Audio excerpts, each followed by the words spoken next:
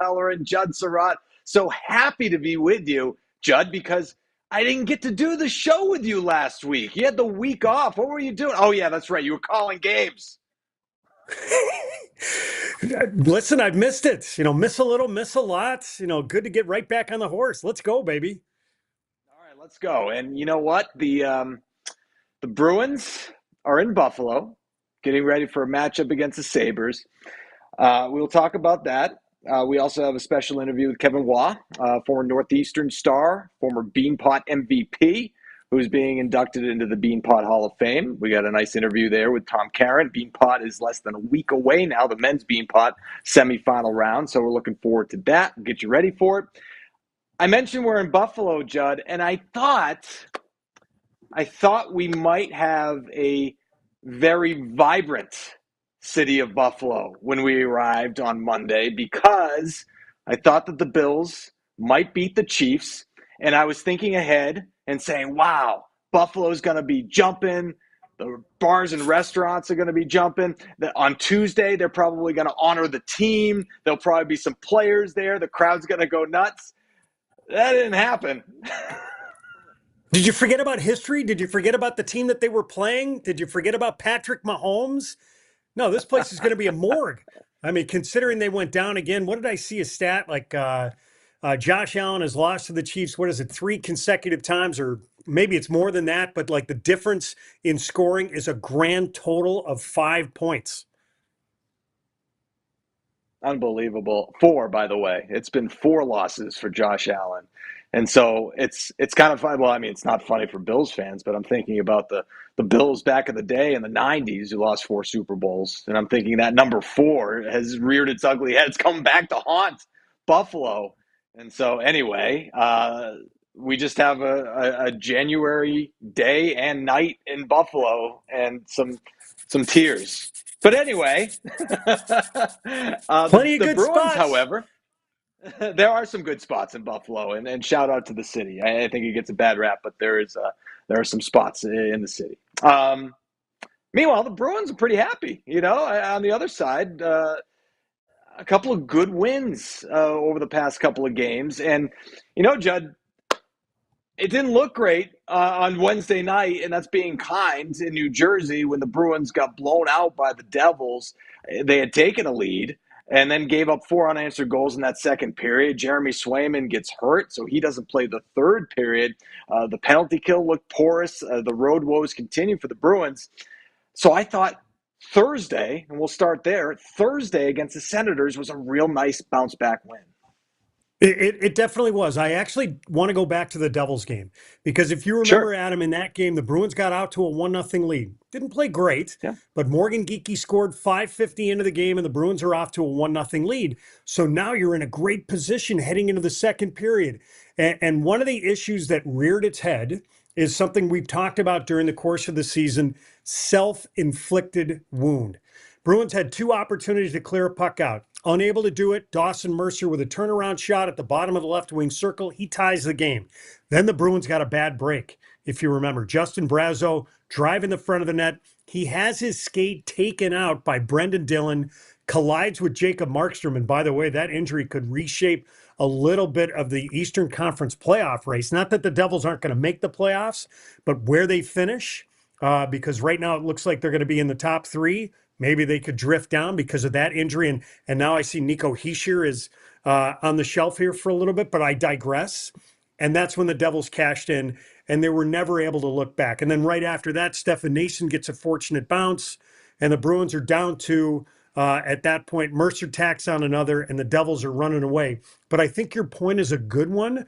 I think the Bruins, heading into that next game against the Ottawa Senators, a team that was sitting and waiting for the Bruins in Boston, a team that had rallied from 2 down with the extra attacker late in the last meeting to force overtime. They won it in the shootout. They were sitting and waiting, but it was the Bruins that were a better team and came up with a victory. And then against the Colorado Avalanche, that was a game I thought, and I don't know how you felt watching it, that the schedule kind of took its hold. That sometimes it's not who you play, but when you play them. And for the Bruins, that was their 5th game in 7 days. And it took them a full 40 minutes to try and find their legs. But I think one of the underlying stories of that game that helped lead to that comeback, 2 key penalty kills by the Bruins in that game. And then all of a sudden, right after they killed off a David Pastrnak penalty, I believe it was, then they got going right afterward. Morgan Geekie scores, the Bruins tie the game, and they're able to rally off 2 more to win that game 3-1. Yeah, it's been the Morgan Geekie and David Pastrnak show for the Bruins, and not to leave Pavel Zacha out of that as well, because he does so many things that don't necessarily show up on the score sheet. But that line in general has been clicking for the Bruins, and it has come up in a big way. And Morgan Geekie, man, I'll tell you, 1 goal through the first 18 games that he played, and some healthy scratches in that mix as well under Jim Montgomery. And then under Joe Sacco, for whatever reason, things have clicked for him. He's now scored 14 goals in the last 28 games. He's scored goals in 3 straight games, I believe 4 out of the last 5 games as well, including his second multi-goal performance of the year against the Avalanche. He has just come up huge. And before we dive into that conversation, Judd, let's hear what Bruins interim head coach Joe Sacco had to say about the win over the Avalanche in his conversation with Andy Brickley. Believe he was in and out of the lineup a few games. He was a healthy scratch. So, as a player, you're not feeling the confidence in yourself. And so he has that right now. He's playing with good players. He's playing well, too. I won't take anything away from Geeks. He's playing very well. And he's playing on a line right now that is meshing well together. And so this game is a lot about how you feel about yourself, too, right? And when you feel better about yourself, you're going to be able to play your game maybe the way you think you can play it. And what I've liked about what he's done is he's complementing that line by doing the right things, too. Like, he still gets to the net front. We need net front presence on that line. So if it's not a play off the rush, you look at some of his goals lately, he gets right to the blue paint. And Pasta's found him there a couple of times lately in the last few games. So being direct, getting to the net front, not overpassing, hopefully continue to shoot a little bit more and not defer so much. But it's like I said, he's just more confident right now. My mistake. That was not with Andy Brickley. That was the general media scrum that Joe Sacco holds after every game, and talking about Morgan Geekie and what he has done well. And Judd, I really feel happy for Morgan Geekie because of the fact that he was trying to find it. He's one of those guys that we had talked about over the course of the year. It's just like, all right, some guys, that had career years last year, it's just not the same. But Geekie on that line with David Pastrnak and Pavel Zacha has certainly found it. He's been terrific. And I love that Joe referenced his story at the beginning of the year, because at the beginning of the year, the conversation was, would he be a good fit playing on the right side with Charlie Coyle and Brad Marchand? We are way past that. The Bruins got off to a sluggish start. Jim Montgomery had benched him for a few games. He was a healthy scratch for a while. He comes back into the lineup, and ultimately finds himself with Pavel Zacha and David Pastrnak. And it took a little while, but once we hit December, everybody started to click. And I think the one thing, in addition to what the interim head coach had to mention, he does all those little details that you need for a line in order to be successful. But the way that those guys are playing together right now, they're not thinking. They are playing on instinct. They have that elusive thing that we always talk about, chemistry. And the game is so fast in the National Hockey League. If you think the moment is gone, those guys are so much further ahead of it. Even though we're only talking about a very small, finite piece of time, but because they don't have to think, they know where one another's going to be. They know where in this case Morgan Geekie needs to be, heading to the front of the blue paint, or driving the front of the net, or digging a puck out of the corner, supporting Pavel Zacha and David Pastrnak. They've been able to cash in, and David Pastrnak has been the very best player in the National Hockey League in the month of January. He was named the first star by the National Hockey League on Monday. He leads the league with both 11 goals and 22 points in January. And for a Bruins offense, by the way, that is 7th best in the league here this month. Yeah, the offense has kicked into gear, and that line is a big reason why. In terms of David Pastrnak and Morgan Geekie together, combined for 18 goals in the month of January. As you take a look at their numbers over the last 7 games as a line, you see very impressive 6 goals, 2 assists for Morgan Geekie, a +6 rating. And I think that's, very important, right? The rating. You look at the +6, the +7, the +8 for David Pastrnak over the last 7 games, and you can see the percentage of goals that this line has scored by themselves in that span. And I was just going to take that a step further and look at the entire month of January when it came to just David Pastrnak and Morgan Geekie, Judd. Those two have combined for 18 goals. That's 47% of the total goals that the Bruins have scored in this month. So that is impressive. It is. I think a couple of things stand out, and most notably, they are doing the bulk of this 5-on-5. They are not doing this with the benefit of the power play. That still has to pick up. If you look at the power play numbers for the Bruins in the month of January, it's just at 15%. And an average power play in the league clicks at 20% of the time. I think the other thing that stands out, since you mentioned the percentage, how much these guys have contributed to the offense, you still need more from all sorts of different sources. Now, that said, you are still missing your top 2 defensemen. So it's a lot harder as a forward to get that puck and get the puck in a situation where you can score or keep pucks in, or you're not spending a whole lot of time in your zone or in the O-zone if you don't have those guys. And you're now starting to see the possibility of Charlie McAvoy and Hampus Lindholm coming back into the lineup. But these guys overall, they need some help offensively. It's amazing what they've been able to do. And yes, there have been other contributors, what they've been able to do offensively for this team here in the month of January. Yep, no question about that. And just one note on Pavel Zacha, he hasn't scored at the same rate, obviously, that Morgan Geekie and David Pastrnak have in the month of January, but we talk about his 200-foot game being essential. And there was, one of the goals from the game against the Avalanche where, you saw Zacha drive to the net, and that opened things up for Morgan Geekie, who found space. And so Zacha doing those things, the line very connected, as David Pastrnak said after the game on Saturday, which has been big for the Bruins. All right. You're watching or listening to, or both, the Hockey Hub podcast. If you like what you hear, then make sure you like and subscribe to the show. Hockey Hub can be found on YouTube, Spotify, Apple Podcasts, Amazon Music, and wherever else podcasts are found. Adam Pellerin and Judd Sirott here with you, episode number 32 of the Hockey Hub podcast, which means it's the Don Sweeney episode of the Hockey Hub podcast. Of course, a defenseman, played over 1,000 games for the Bruins, and since we're talking about defensemen, why not revisit what you had said right before I had that promo to read? Like the master of segues. It's unbelievable.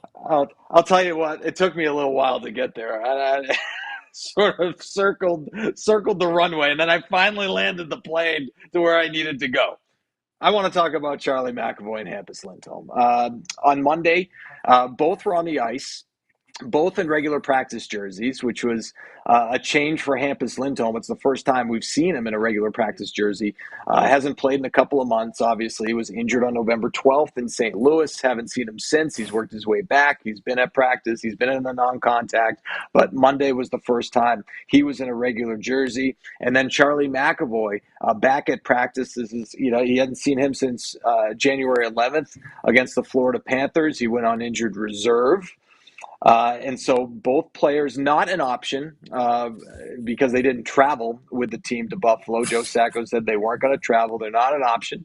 And so you're looking forward to the possibility of them returning at some point. And, man, I mean, you talk about a Bruins team right in the middle of a playoff race. All these points are important. And to get those two players back, that would be huge. No, absolutely massive. And I know that Joe Sacco had mentioned that there's no definitive timeline for getting those two guys back. I think typically in the past, when players come back from injury and become full participants in practice, you can start to put that timeline together when they will return. So I would imagine it's getting close. Again, it's so difficult to put a date on it. So the Bruins are going to play Tuesday in Buffalo. They're going to host the Winnipeg Jets on Thursday. Then they're going to head to Madison Square Garden on Saturday. Is it possible we could see one or both this week? I think it's certainly possible.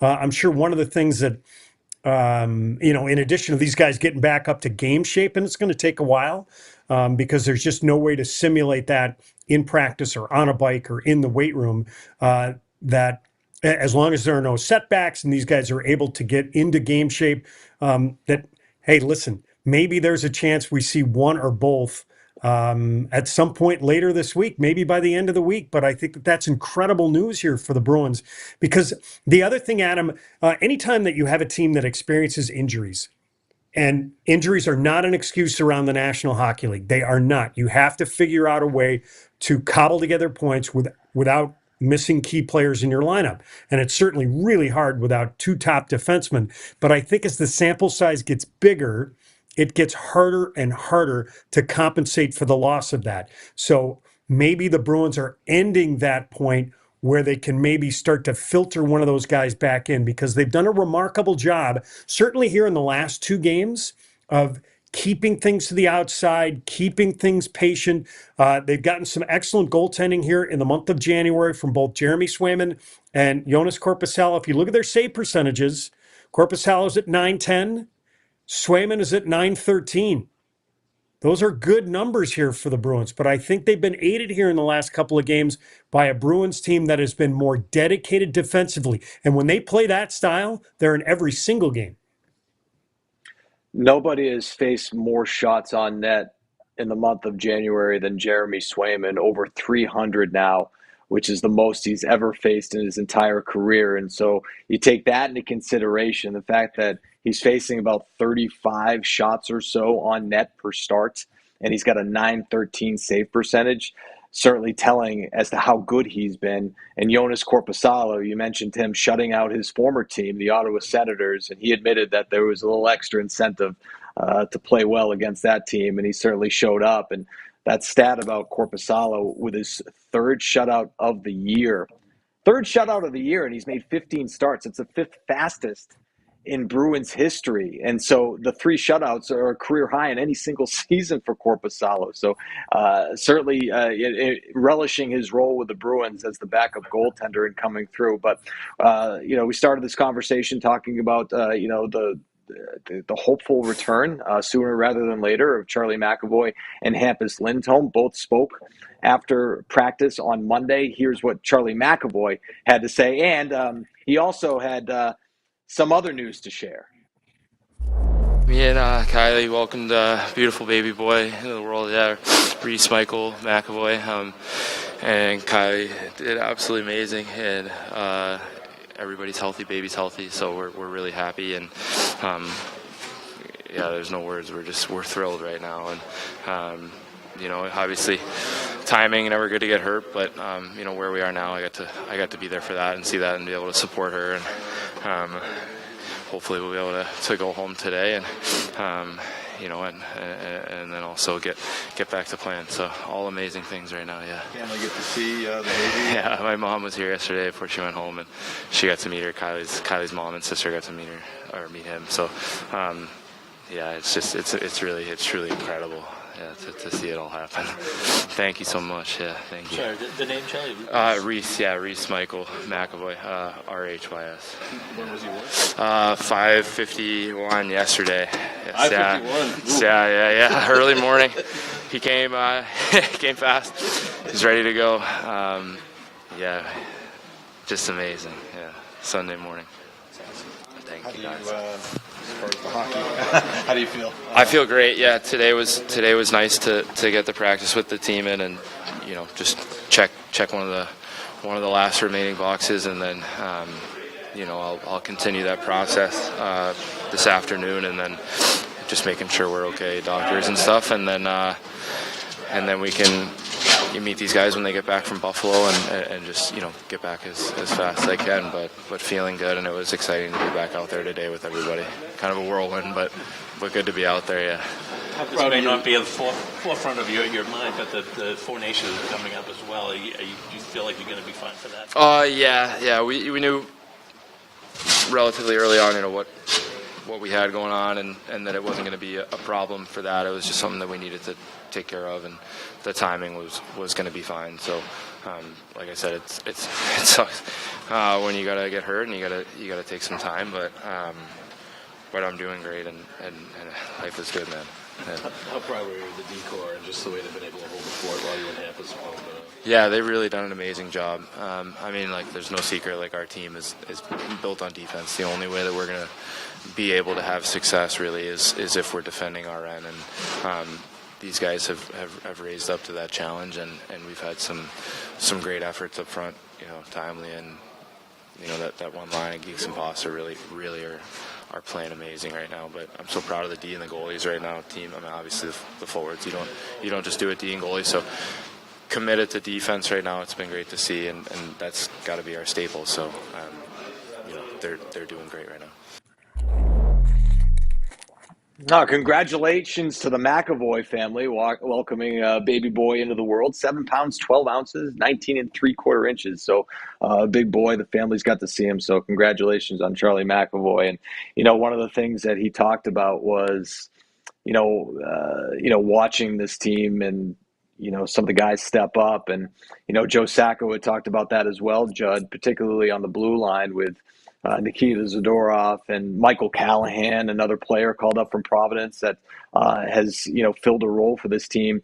And the one thing that, Sacco had said, he's like, look, we're asking these guys to fill these roles. We're asking more minutes, but we don't want them to play outside of who they are. And I think that was a point of emphasis for the interim head coach.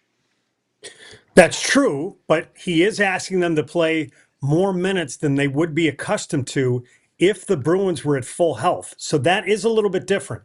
Right, but which is what I mentioned understand. off the top. More minutes. But again, you don't want to all of a sudden, if you're Michael Callahan, you don't want to all of a sudden try to do something maybe offensively pinch down the wall that you normally wouldn't do. He is a responsible defenseman, and that's who he is.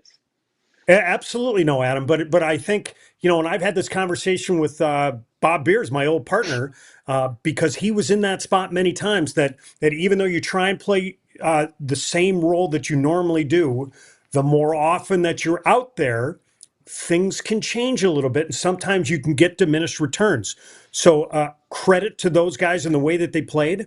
I think Nikita Zadorov in particular has really risen to the occasion, which is what you want. That game that he played against the Ottawa Senators at TD Garden may have been his best as a Bruin.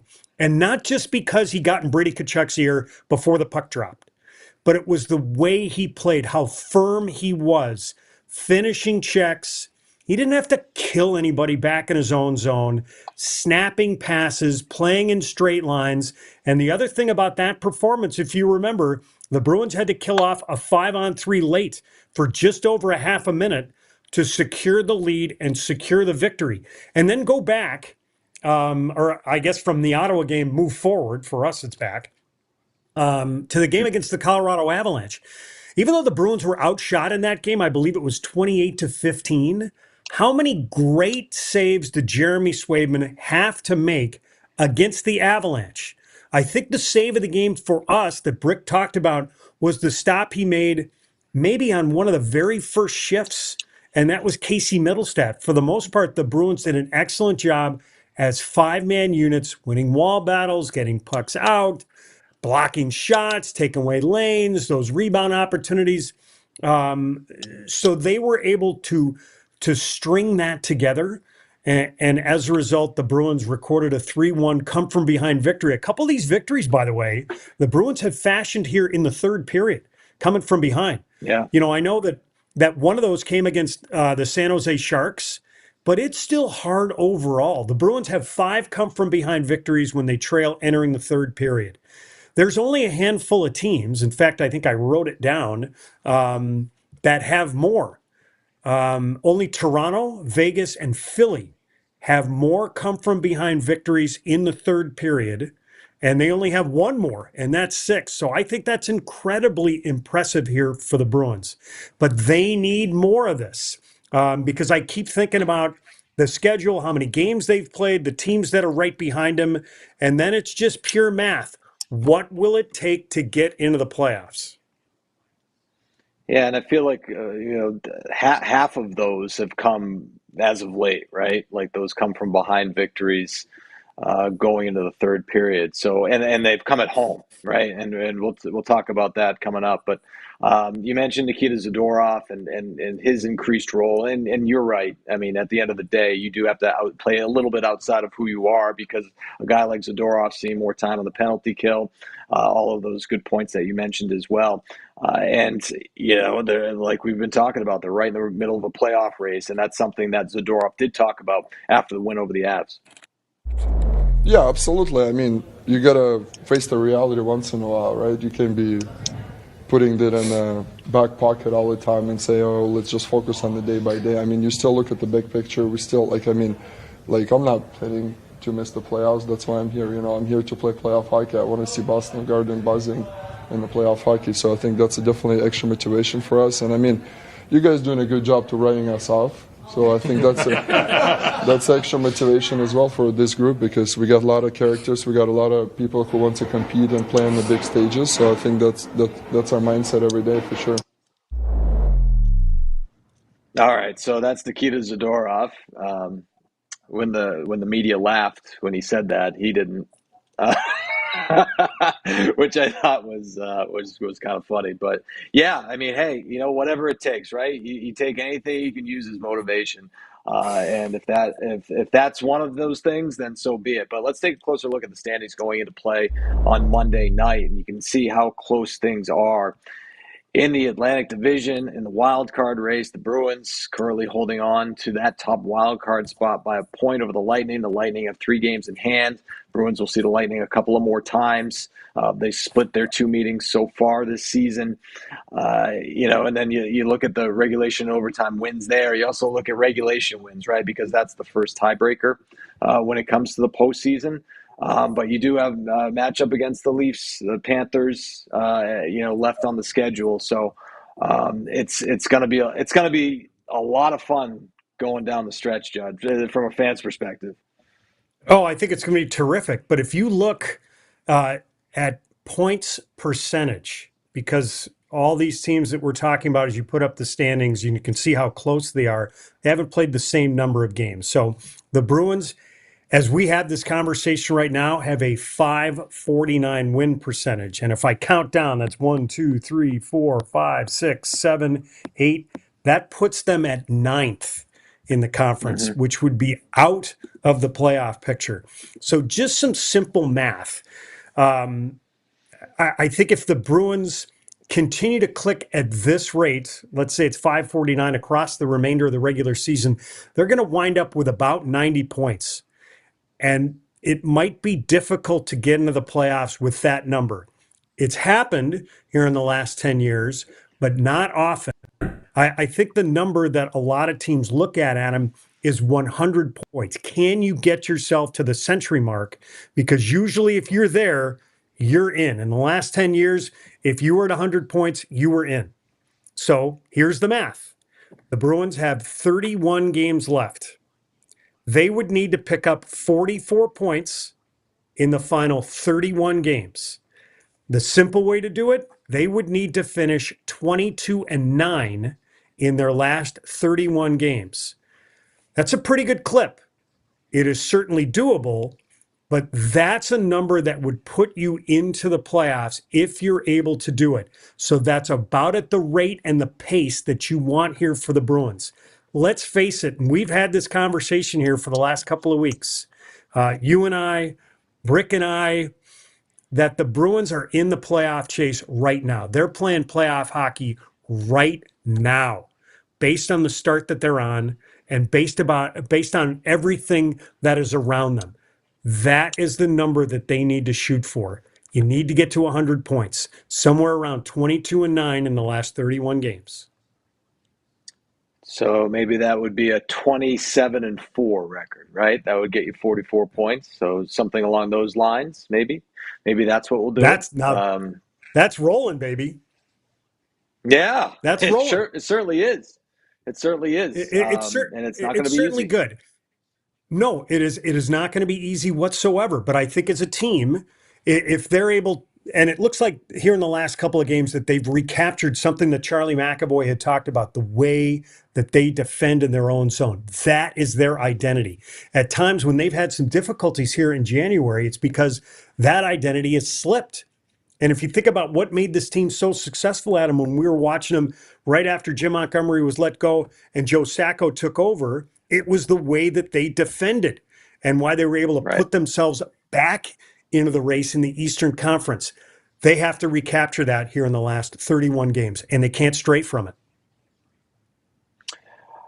Want the latest on the Patriots?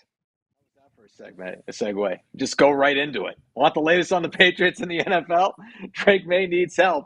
He needs help. And we discuss how he can get it quick on Essence Football Podcast. Foxborough Rush, available on YouTube, Spotify, Apple, Amazon, and wherever else podcasts are found. Adam Pellerin and Judd Sirott with you. You're thirsty, man. Are you hydrating? You got a big race or something? Well, I'm getting ready for the gym. You're already dressed. I got to hydrate beforehand. Look at this guy. Yes. I'm thinking about the podcast. I'm setting up lights and microphones. You already dressed. You got your shoes already on too? I can't confirm or deny that for you, Judd. But okay, yes, this is my actually, workout shirt. What everybody can't see is when we were rolling the sound of McAvoy and Zadorov. Were you actually stretching? I was doing some dynamic warm up. I don't want to do a static stretch before I work out. A little dynamic warm up. So yeah, no. Hey, that's what we do when we're on the road. All right, this is a little behind the curtain stuff. When we're on the road, you and I and others, members of the Bruins staff, they like to go to the gym. We go to the gym. You have a flight. You come, the hotel, you check in, and then you work out, and you go out to dinner. You feel good about yourself, and you're ready to go the next day, right? Yeah, and then I have a couple of libations to just kind of even things out. Absolutely. You got to keep the muscles nice and lubricated. So that's one way to do that. That's why I'm hydrating right now. Yeah, there you go. And you hydrate a little later with something else, maybe. So in terms of the Bruins' home record, they've been lights out at home, 10-1-1 over their last 12 games. Most recent wins have come at home. The road has been a different story, Judd. 1-6-2 over the last 9, including that loss to New Jersey, which we talked about. Joe Sacco was talking about it being a mentality. It seems like for whatever reason, and we talk about those comeback wins that they've had at home, they haven't had that same, as Brick would say, believability on the road for whatever reason. Is there anything that you've sort of seen, over the course of their road struggles? No, I can't. I can't really dial into anything in particular. They just haven't had the success, and I know that maybe we'll throw up some of the numbers, having gone winless in 8 of their last 9 on the road. I think for a long time, up until January, for the most part, maybe at the tail end of December, that the Bruins had that believability, that they were hanging around at around 500 on the road, which is acceptable as long as you clean up on home ice. And the Bruins have certainly done that. What are they, 10-1-1 in their last 12 games on home ice? And as far as a winning percentage, I believe the Bruins are right at around 675. That's the number that you want. But it's on the road where they've slipped from 500 and they've kind of dipped below that they have to bring up. They've got to win they've got to start winning a little bit more away from TD Garden. Now, here between now and the start of the Four Nations, if memory serves, it'll be a fairly palatable schedule. You will have some road games and some tough places. I think you have to go to Madison Square Garden to play the second half of a back-to-back. I don't know if the Rangers are going to be sitting and waiting for you, but the real road schedule will kick in March, where the Bruins have to make their last road trip out west, and they need to cash in. Yeah, they do. And some of those road numbers, again, 9-13-3 on the road this season. Last 9 road games, it said 1-6-2, averaging 2.3 goals per game, allowing over 4. The power play at 13%. And the biggest, that's the other thing too, Judd, the penalty kill. The penalty kills, it was 7th going into the last game at home in the league. I don't know, after, the successful PK once again against the Avs, maybe that ranking is increased even more. but only clicking at 63% on the road. Their last road win was the 4-3 overtime win against the Panthers, which was, a huge win for the team at the time because of the fact that, they had lost the game in Tampa, but also because of that report that came out. Brad Marchand and David Pastrnak supposedly butting heads, and they come back and they celebrate a win in overtime on the ice. So that had to feel good, but that was the last one. And yeah, the PK is sort of mind blowing. The game against the Devils, they allowed those 3 power play goals. And it happened fast, man. So Joe Sacco can't put his finger on it either. No, I can't really think of anything in particular, and I'd have to do a little bit of a deeper dive. What is the penalty kill since the coaching change? What's the penalty kill in January?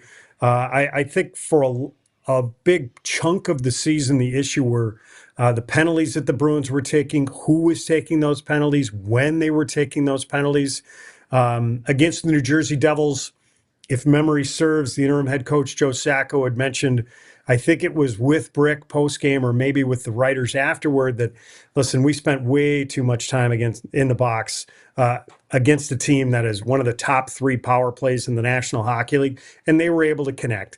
So that is the one number that stands out in particular.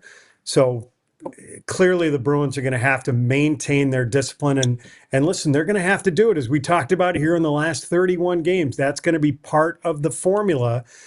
Penalties are going to happen. Make sure that you're taking good penalties, and you have the opportunity to give yourself a chance to kill those off. Quickly, Sabres, last place in the Eastern Conference. I was doing a little bit of research. One of the things that stood out was that their first period goal differential is 3rd in the National Hockey League. However, their second period goal differential, dead last in the National Hockey League, and their third period goal differential is 30th. So if you can get by that first period, you're in pretty good shape, Judd.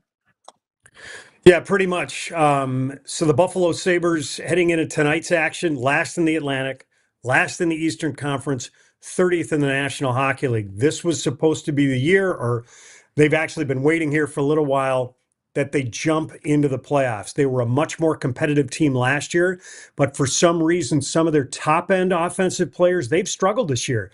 Tage Thompson's numbers are good at 22 goals and 40 points, but their power play, which has been a strength in the past, it has languished. The goaltending was supposed to be better this year, and Ukko-Pekka Luukkonen is better overall, but defensively, they have really struggled. They are 29th in the league heading into action tonight and 29th in the league in save percentage. This is also a team that is coming back after a long Canadian road trip, and typically that first game back can be very difficult. I don't know what you're going to get from a team like the Buffalo Sabres. I think there are so few teams, certainly in the Eastern Conference, that are out of the playoffs at this point. Buffalo is one of those teams. They are 14 points out of the last wild card spot in the Eastern Conference. They're out. They have so many teams that they have to hop over. I think the question, and I'm sure that they know it in their room, is who's going to be removed from their roster? What's going to be changed here down the stretch? And the Bruins have 2 more games against the Sabres after this one on Tuesday night. For more on the Bruins and the biggest trending news in the sports world, check out Boston Has Entered the Chat, hosted by George Bellecci and Travis Thomas, available on YouTube, Spotify, Apple Podcasts, Amazon Music, and wherever else podcasts are found. All right, Adam Pellerin and Judd Sirott with you. So we talked a lot about the Bruins, the state of the Bruins, and the matchup against the Sabres. But we're looking ahead as well to the Beanpot, which is 6 days away, the 2 semifinal rounds, the first 2 Mondays of February. And every year the Beanpot kicks off with the annual luncheon, and you get to see the coaches and players from each team get on stage with TC and talk about the tournament that's ahead, and everyone starts to get excited. And you also have the announcement of the Beanpot Hall of Fame induction as well. And this year, it's former Northeastern star and former Beanpot MVP Kevin Waugh getting inducted into the Beanpot Hall of Fame. And Tom Caron had the opportunity to talk with him. First of all, Kevin, congratulations joining the Beanpot Hall of Fame. What was your reaction when you got the news that you were being added to the Hall of Fame? Thank you. Yeah, it was a huge honor. I got a call from my former head coach Jim Madigan, and it was just a huge honor. It's such a big tournament in college hockey in the city of Boston, so it was a special moment. I called your first Beanpot game the hat trick as a freshman in that first Monday. Then you went and had two more in the championship. Yeah, I always say sometimes freshmen kind of do a little better. Maybe they're not as nervous as some of the seniors, or they don't think about it as much. Do you remember taking the ice at the Garden for that very first Beanpot game? Yeah, for sure. I mean, just going to college, being part of the Beanpot is something extra. Going to those four schools, and I think that tournament and those dates are circled in your calendar for sure. And it was at that point we were kind of underdogs for a long time at Northeastern, so it was just try to go out there and prove we compete and we belong there as a program, and it was just we had nothing to lose and just go for it, really. You lose the following week, obviously kind of bittersweet for you, right? You don't win the Beanpot, you win the MVP. When you look back on that first tournament, and all of that was kind of part of the building blocks, right? Northeastern would win a couple years later, and you were a big part of the group that kind of got it closer to that. When you look back at your Beanpot experience, knowing you were MVP, one of the leading scorers in recent history of the Beanpot, what does all that mean to you? Yeah, it means a lot for sure. I'd like to trade that one in for the championship for my class and my teammates, but I think it was like you said, a big building block for the program and how it was viewed, and the recruiting, and what Jim and Gary Keefe were able to do and build, and the vision they had. It was an honor to be part of that initial jump, and really to put the program back on the map and back where it belongs. So it's a huge deal for us as a class to be part of that. Like I said, that Beanpot would mean a lot more, but we view it as we were part of the following success. Yeah, 2019, they break the skid, they get the win. You came close 3 times playing in the finals, and that overtime loss to BU in 2015. Is that the one that's what you were so close on that one, right? Yeah, it was an amazing game, and I think we got a penalty early in overtime. Some of us didn't even get a chance to have a say in overtime. They obviously had a great team over there with Jack Eichel and everyone. So it was just bittersweet not to be able to even step on the ice and try to make a difference in overtime. But yeah, it's all part of the process for Northeastern, I think. It's such a unique tournament because, most tournaments, and you all grow up playing in hockey tournaments as kids, right? But they're generally over a weekend or 3 or 4 days. This is, you play the first Monday, then you got a week to sit on it. Sometimes you got to go play another game that weekend and try to win that game, right? What makes the Beanpot unique? It's just so unique. Just the city, the buzz around it, the colleges involved, and it just expands to even here in Europe. You mentioned that to the players, and they all know what it is. They all know the importance of it in college hockey. So I think it's just the way it was built and the history behind it, and always being on the first Mondays and everything of February, and everything that surrounds it is just a special event that you want to be a part of, growing up. I think you bring up a really good point too. The fact that it is those Mondays feels like the hockey world kind of stops and watches. There's not Yeah, usually a lot of exactly. other games going on, right? Jack Eichel, I remember I was with David Quinn, and Jack Eichel's telling him where he's watching the game tonight, right? Like everybody who's been part of this finds a way to watch it. Will you find a way in Austria?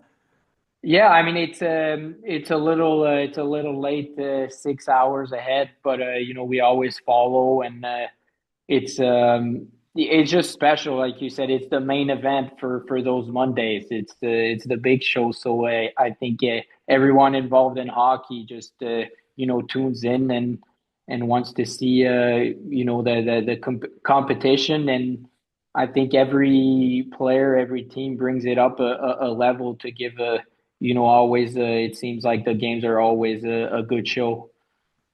I mentioned coming in as a freshman, sometimes you just take the ice and play, right? You don't think too much about it. Do you remember your senior? Do you remember sort of taking the ice for that last time in the Beanpot? Yeah, for sure. It was bittersweet because I think we didn't make it to the finals my last year. So it just that game is hard to play as a senior for sure, because you know that you didn't make it happen, and it's going to be up to the classes following you. But yeah, I mean you remember it. It was just not the feeling I wanted to leave with. But it's nice to see the success the program is having, and everything. Professional hockey is literally taking you around the world now. But when you think back to your days at Northeastern and the Beanpot, what do you remember the most? What do you miss the most about the college game? It's just the pride involved with the schools, everything that surrounds it, the time you spend with your roommates, your classmates, the friends you have for life, still up to this day, and deep in the future. The moments you share and the excitement leading up to those games is very special, and it's something that's hard to recreate in professional hockey, because you spend all those years together and all that time together, like in the class, away from class. So it's hard to replicate that feeling, and I think everyone that played the college hockey can agree it's a pretty special place. You grew up in Quebec. Obviously, you played Deerfield Academy a couple years. Did you know a lot about the tournament as a kid, or when did the Beanpot kind of become something you thought about? I think even in Quebec, it's is on TV. It's something we see. It's pretty impressive with the garden, and the energy involved in the crowd, and the students in the school. And then just going to Deerfield, it's right there in front of you. So it just, and I think that tournament weighs into players making their decision where they want to go to school, and they want to experience that tournament. So it's just like I said, it's something special, and that we think about. We mentioned team won it in 2019, kind of began the new era. Now it's incredible, right? Been to the finals 6 straight years. They've won it 5 of the last 6 years. Kind of a whole different vibe now when you talk about Northeastern and the Beanpot, right? They're the modern day Beanpot dynasty. Yeah, exactly. It's awesome to see, and it speaks volume to the work and the vision they had right when they took place in the program there at Northeastern with Jerry Keefe and Jim Madigan. I mean, they were the main reason I decided to go to that school, and I think it's our class was a big factor to bringing that new mentality and that new winning mentality that they still carry to this day. Playing at the Garden, you played at Fenway Park. Those kind of big games, how did they help prepare you for the professional life? Yeah, I mean, I think everyone growing up wants to play these games. That's why you play. That's why you want to play the biggest game in the biggest stages. So I think it's just a wonderful experiences, and it's something that you can't really recreate, and you don't get that everywhere. It's Fenway Park was really special, such a historic place. Is beyond it's what you dream of. So it just, and as a building like the Garden, I mean, it prepares you to big buildings with sold out crowds, and I think it gets the juices flowing a little bit, and it should get the best out of you. Kevin, I'll ask you finally. We're showing this at the Beanpot Luncheon. You got a room full of coaches and players and people from the 4 programs. What advice do you pass on to them as far as this experience, enjoying the Beanpot and making the most of the opportunity? Yeah, exactly. Like you said, it's just enjoy, because it's a special moment. It's a special place, and it's something you'll remember. So just go out there and make the best out of it. Any advice for that first shift for a freshman taking the ice, the first couple of shifts when the adrenaline's flowing? Yeah, just get it in deep and get a body. Keep it simple. Yeah, simplify it. That's good advice. Yeah. Always good advice. Kevin, congratulations. We appreciate the time zone difference. We appreciate you jumping on with us. And again, congratulations, Kevin Waugh, Beanpot Hall of Fame class of 2025. Sounds pretty good, doesn't it? Yes, thank you. Thanks for having me. Pleasure. All right, congratulations to Kevin Waugh. Looking forward to the Beanpot tournament on Monday. And hey, Judd, I had a good time, man. I missed you last week. It was good to get back together and talk a little bit on the hockey. No, it's good. I missed you, Adam. I missed you. I missed you. Well, our hotels are right next to each other. So, we'll see each other soon, and look forward to hearing your call and working with you once again when the Bruins take on the Sabres on Tuesday night on Nesson. All right, that'll wrap things up for episode number 32 of the Hockey Hub podcast. Be sure to join us on Thursday. Andy Brickley joins me as we look ahead to the matchup against the Winnipeg Jets. We will see you next time on the Hockey Hub.